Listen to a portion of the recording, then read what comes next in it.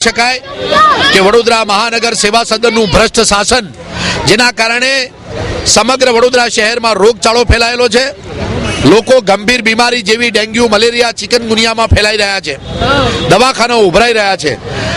સૌથી વિચિત્ર અને શરમજનક ઘટના કહી શકાય કે વડોદરા સ્કૂલની અંદર તમામ બાળકોને સ્કૂલ ડ્રેસ પહેરવાની મનાઈ ફરવામાં આવી, કારણ કે અહીંયા મચ્છરોનો એટલો ત્રાસ છે કે તમામ બાળકોને ઢાંકેલા કપડાં પહેરી ફૂલ બાય અને પેન્ટ પહેરીને આવવાનું કહેવામાં આવ્યું।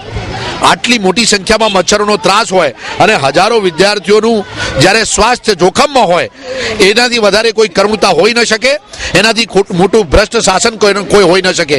આજે મેયરશ્રીને અમે પત્ર લખીને કહ્યું છે કે આ સંસ્કારી નગરી, આ શૈક્ષણિક નગરી વડોદરા આજે મચ્છર નગરી બની ગઈ છે।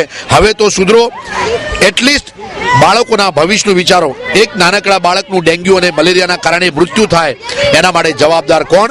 હું સ્કૂલ સત્તાવાળાઓને અભિનંદન આપું છું કે મચ્છરોના ત્રાસથી બચવા માટે એમણે સ્કૂલમાં સર્ક્યુલર કાઢી આ પ્રકારે લોકોને ફૂલ કપડાં પહેરીને આવવાનું કહ્યું, પરંતુ વડોદરા મહાનગર સેવા સદનની જે તંત્ર છે એ તદ્દન નિષ્ફળ ગયું છે અને વડોદરા શહેરના નાગરિકોનું સ્વાસ્થ્ય